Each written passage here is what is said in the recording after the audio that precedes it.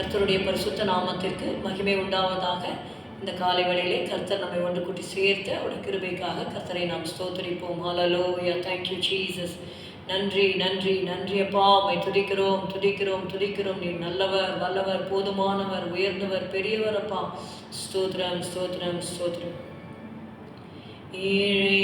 எனக்காய் எல்லாம் முடித்த இயேசுவே நேசத்தால் ஏற்றுக்கொண்டீர். என்னில் ஓர் நன்மையும் இல்லையே ஏகனே, எல்லாமும் கிருபையே. அலை போல் அருள், ஆழி போல் அன்பு, அனுதினம் எனக் அளிக்கிறீர். அல்லேலூயா அல்லேலூயா. அல்லும் பகலும் நான் பாடிடுவேன். சோதனையாலே சோரும் போதுள்ளம் சாத்திடுவேன் உந்தன் சாட்சிகளில். சாத்தானை ஜெயிக்க சத்தியத்துடன் சத்தியம் அளிப்பீரே. அலை போல் அருள், ஆழி போல் அன்பு, அனுதினம் எனக் அளிக்கிறீர். அல்லேலூயா அல்லேலூயா. அல்லும் பகலும் நான் பாடிடுவேன். நீரே என் வாஞ்சை, நீரே என் தஞ்சம், நீரோடு யாதகம் தாகம் தீர்ப்பி. நீதி சமாதான சந்தோஷத்தால் நீரை தீடுவீரையா.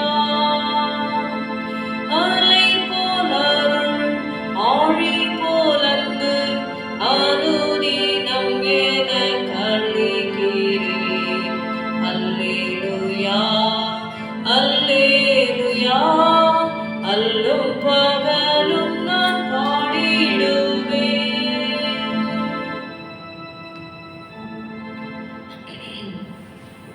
ஏசாயா 28வது அதிகாரம் 26வது வசனம். Let's turn our Bibles to Isaiah chapter 28 and verse 26. அவனுடைய தேவன் அவனை நன்றாய் போதித்து அவனை உணர்த்துகிறார். உளுந்து தூலத்தாலே போரடிக்கப்படுகிறதில்லை, சீரகத்தின் மேல் வண்டிலின் உருளை சுற்ற விடப்படுகிறதும் இல்லை. உளுந்து கோலினாலும் சீரகம் மிலாற்றினாலும் அடிக்கப்படும். Here we see a farmer. He knows how and when to prepare the soil, plant seeds and thresh the harvest.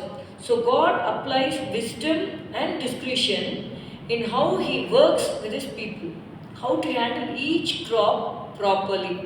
உளுந்து தூலத்தாலே போரடிக்கப்படுகிறதில்லை, சீரகத்தின் மேல் பண்டலின் உருளை சுற்ற விடப்படுகிறதும் இல்லை என்று சொல்லி, ஒவ்வொரு அந்த உளுந்து என்ன செய்யணும், சீரகத்துக்கு எப்படிப்பட்ட காரியங்கள் செய்யப்பட வேண்டும். உளுந்து கோலினாலும் சீரகம் மிலாற்றினாலும் அடிக்கப்படும். So some crops need gentle treatment, whereas some crops need tough treatment.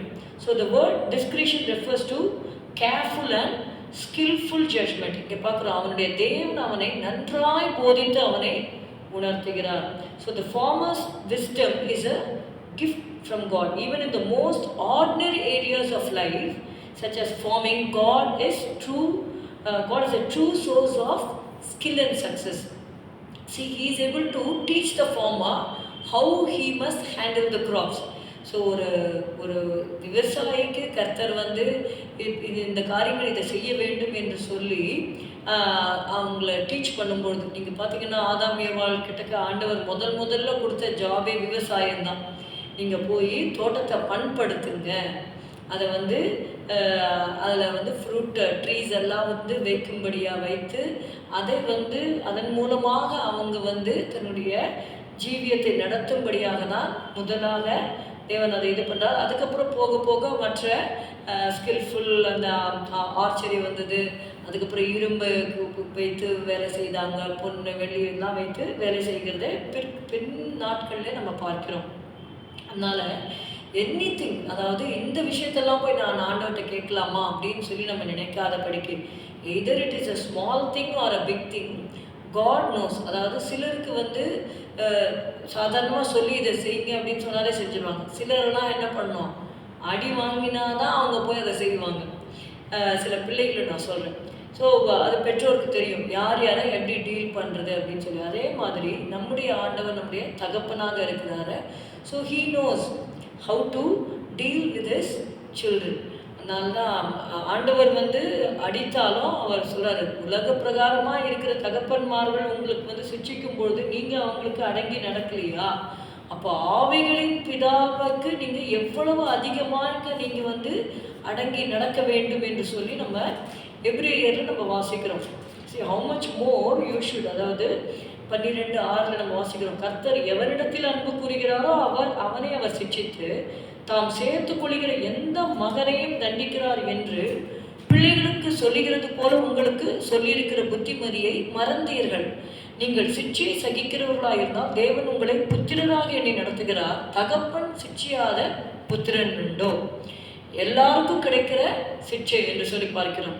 அன்றியும் நம்முடைய சரீரத்தின் தகப்பன்மார்கள் நம்மை சிட்சிக்கும் போது அவர்களுக்கு நாம் அஞ்சி நடந்திருக்க நாம் பிழைக்கத்தக்கதாக ஆவிகளின் பிதாவுக்கு வெகு அதிகமாய் அடங்கி நடக்க வேண்டும் அல்லவா?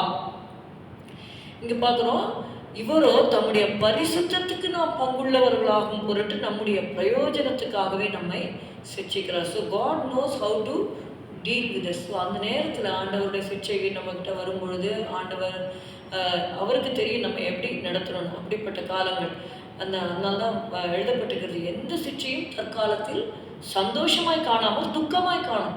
அடி வாங்கும் பொழுது அது வந்து சந்தோஷமாக இருக்காது, வலிக்க தான் செய்யும். ஆனால் ஆகிலும் பிற்காலத்தில் அதில் பழகினவர்களுக்கு அது நீதியாகிய சமாதான பலனை தரும். ஆகையினால் நெகிழ்ந்த கைகளையும் தளர்ந்த முழங்கால்களையும் நீங்கள் திரும்ப நிமிர்த்தி முடமாயிருக்கிறது பிசகி போகாமல் சொஸ்தமாகும்படிக்கு உங்கள் பாதங்களுக்கு வழிகளை செவ்வைப்படுத்துங்கள். கர்த்தர் தாமே உங்களை ஆசீர்வதிப்பாராக. கர்த்தர் நம்மை நடத்துவாராக. ஸ்தோத்திரம் அப்பா, உம்மை துதிக்கிறோம் கர்த்தாவே. இந்த வசனங்களுக்காக ஸ்தோத்திரம் அப்பா. ஆண்டவரே, எந்த கிராப்பை எப்படி செய்ய வேண்டும் என்று சொல்லி ஒரு விவசாயிக்கு தெரிகிறது ஆண்டவரே. அதை பார்க்கிலும் ஆண்டவரே, நீர் எங்களை நடத்துகிற ஒரு நல்ல மேய்ப்பனாக இருக்கிறீர். Lord, you know how to lead us father. ஆண்டவரே, எங்களை சிட்சித்து நடத்த வேண்டுமானால் சிட்சித்து நீர் நடத்துகிறீர் கர்த்தாவே. அது எங்களுடைய பிரயோஜனத்துக்காக நீர் அதை செய்கிறீர் என்பதை நாங்கள் உணர்ந்து இன்னும் அதிகமாக நாங்கள் உண்மை அண்டிக்கொள்ள எங்களுக்கு உதவி செய்யும். இயேசுவின் நாமத்தில் பிதாவே, ஆமென். என் ஆத்துமாவே கர்த்தரை ஸ்தோத்திரி, என் முழு உலகையோட பரிசுத்த நாமத்தை ஸ்தோத்திரி. என் ஆத்துமாவே கர்த்தரை ஸ்தோத்திரி, கர்த்தர் செய்த சகல உபகாரங்களை மறவாதே. Good morning.